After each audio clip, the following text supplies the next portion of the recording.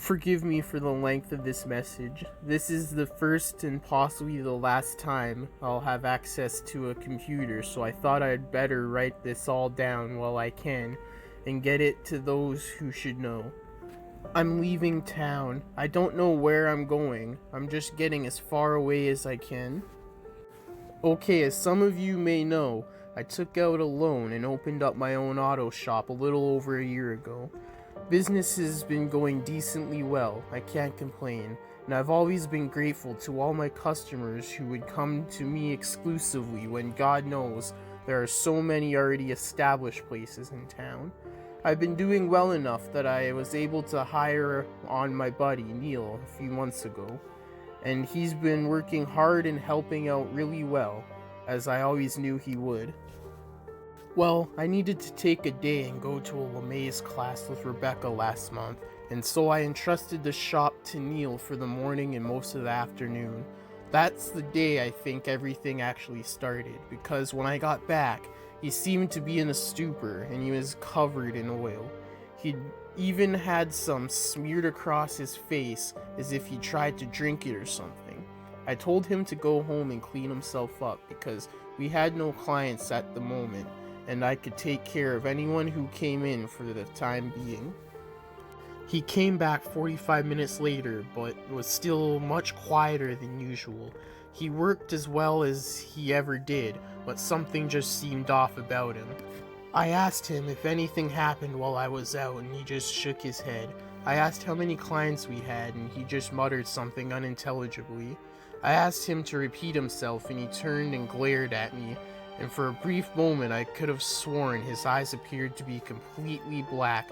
No iris, no sclera, just utter and all-consuming blackness. I stumbled back and bumped the shelf, knocking things down. When I looked back at him, he was still looking at me, but he didn't seem to be glaring hatefully the way he had before. He just seemed kind of out of it. Just a couple, he answered. Some woman, and then a tattooed biker type looking dude. I assumed one of them must have asked for an oil change, and that's when he spilled it. So I asked if he had any trouble, and he simply shrugged. I had a look around the garage while he was gone, and I saw no trace of an oil spill. So whatever had happened, he must have gotten it all on himself, and none anywhere else, miraculously. But he seemed reluctant to talk about it. So I didn't press the issue, and we worked through the day. That day and the next were relatively normal, other than him still being awkward and quiet. I asked him if he'd like to go out and get us lunch while I tended to the shop, and he said sure. When he came back, I was busy doing a diagnostic for a client, so he put the food on the counter in the office to wait for me, and he went ahead and ate. I finished up with the customer. We'd have to keep her car overnight to figure out just why it kept dying on her. So I asked Neil to give her a ride home, and then I went to grab my food. He brought me some Chinese food and an iced tea. So I opened up a soy sauce packet to pour some over my food when I noticed the strangest thing. It was as if the soy sauce was a living thing somehow, spreading out like dozens of squirming, inky black maggots when it fell into the fried rice and buried itself inside. I took the fork and started scooping out the rice to look deeper inside, and small, smoky tendrils would rise from the rice occasionally and dissipate. I was incredibly hungry at this point, but I was way too creeped out to eat that, so I chucked it and the iced tea in the garbage and decided I'd just wait till I got home. That evening, to eat something I'd prepare with my own hands. I'd never in my life seen anything remotely like that, and I couldn't even fathom how I would ask Neil if he noticed anything similar.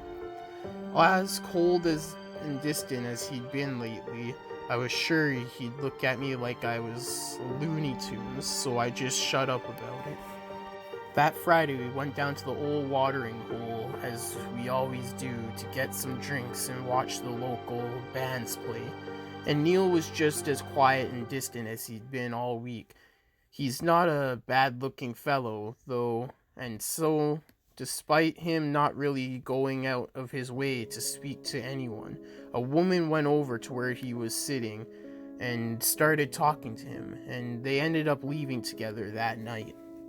Monday morning, I tried breaking the ice by asking him how his weekend went. He gave me a nod and muttered, "Alright."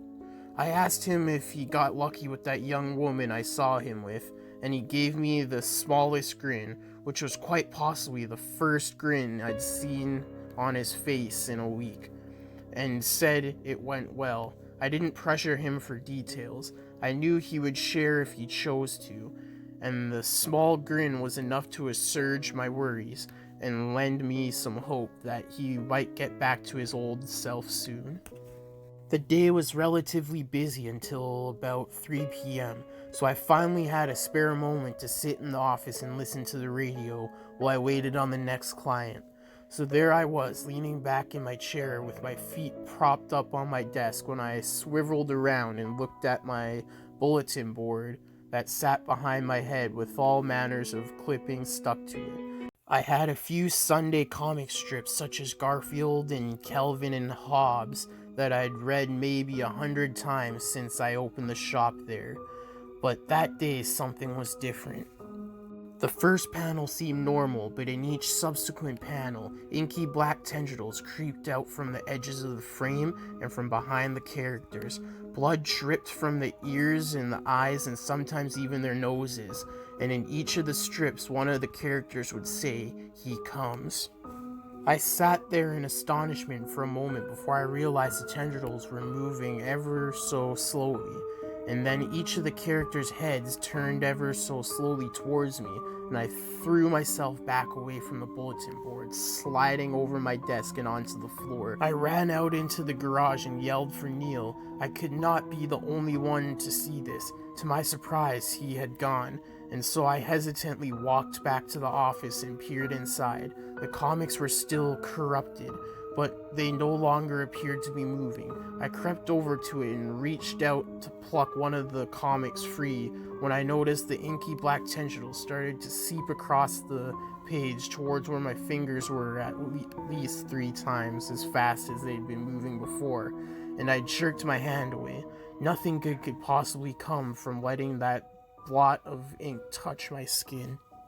Of course, I ripped the entire bulletin board down, burned it in a tin can out back, and never spoke of it again. That night I went home and my wife was already in bed, fast asleep. My mind was racing and I couldn't even bring myself to eat dinner that night.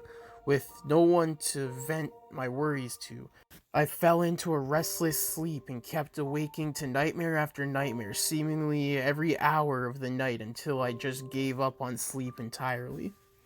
That Friday, I went to the bar again, even though my wife couldn't drink, being pregnant and all, and Neil wasn't really any fun to hang out with anymore, and none of my other friends could seem to be reached. I just needed to get a good buzz, and I'd start feeling better. I reckoned after downing a couple beers, I excused myself to the restroom when I noticed I was more inebriated than I estimated. So I leaned over the sink and splashed some water onto my face, and that's when I heard it, like a sheet of fabric being dragged across the floor. A voice rasped ever so quietly out of the drain. It sounded like a prolonged exhale for the longest time until I finally recognized the words hidden amongst all those vowels. "He comes." Cracks appeared in the porcelain, snaking out from the ring around the drain. At least they looked like cracks at first, but after a few seconds I recognized them as the same tendrils from the corruption I'd seen on the comics earlier that week, snaking their way slowly along. I stumbled backwards out of the bathroom door and right into someone's chest. I turned around and stared up into the pitch black eyes of a 6.5-foot biker with tattoos covering every piece of exposed skin, besides his hands and head. I stumbled quickly away from him, and his evil-pierced gaze followed me as I retreated through the bar. It felt like a dream where whenever you're running for your life, it feels like running through quicksand. As I walked across the room, I noticed the biker wasn't the only one staring at me. It seemed every pair of eyes in the place were focused on me, and more than half of those eyes appeared to be perfectly black, with no hint of iris or scleria. A few lips moved, and throughout I couldn't hear their voices over the sound of the jukebox. I could easily guess what they were saying. He comes. I didn't get a wink of sleep that night. I haven't been getting much sleep for the past couple of weeks, as a matter of fact, which I'm guessing those of you who've spoken to me recently could have guessed. I kept seeing those pitch black eyes staring at me. I'm afraid everyone I see will turn and whisper those words to me, staring deep into my soul with the evil glare.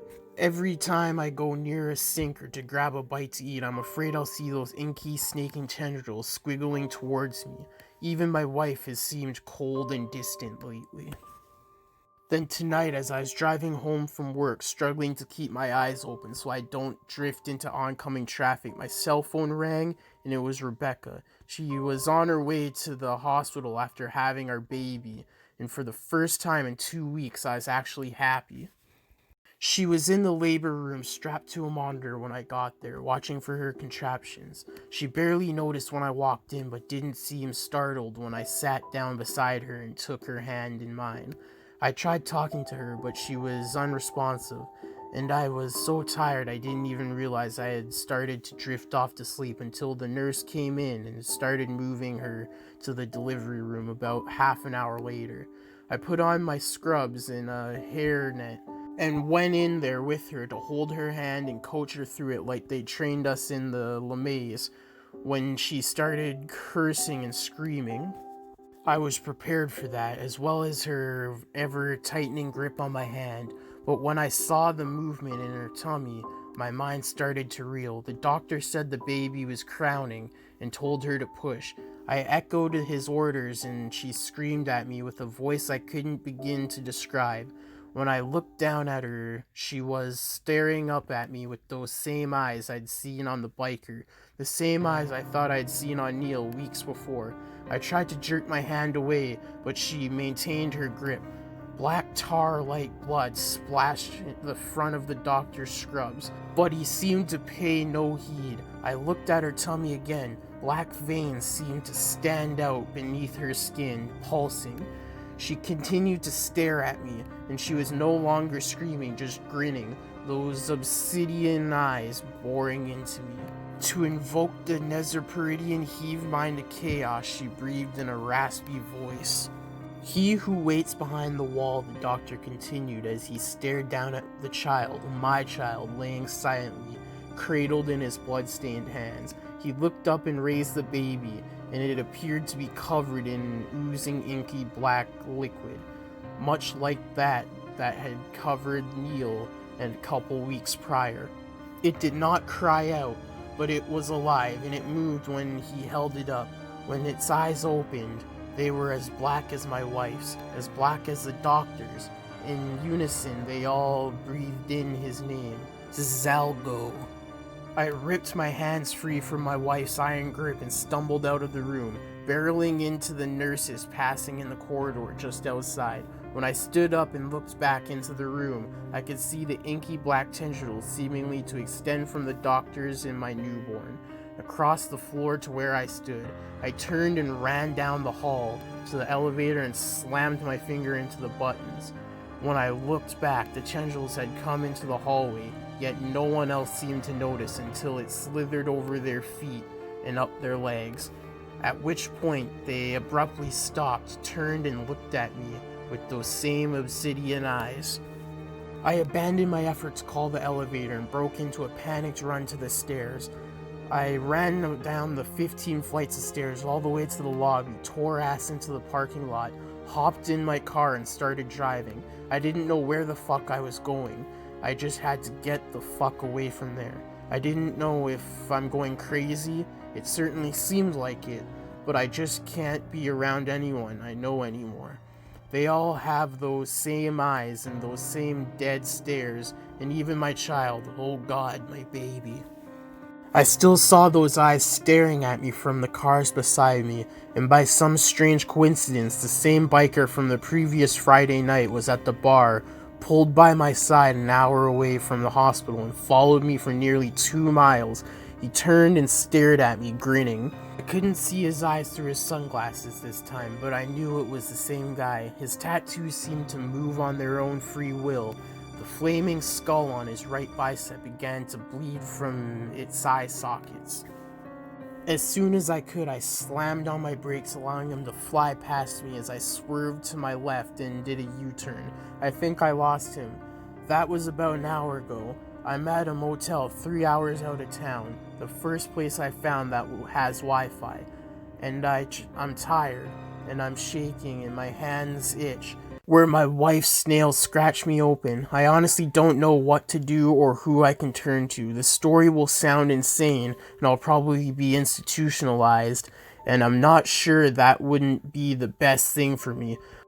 But I just can't bear to look into those eyes anymore. Every time I see someone new and they stare at me, I just panic because I just know it's out there looking for me, whatever it is.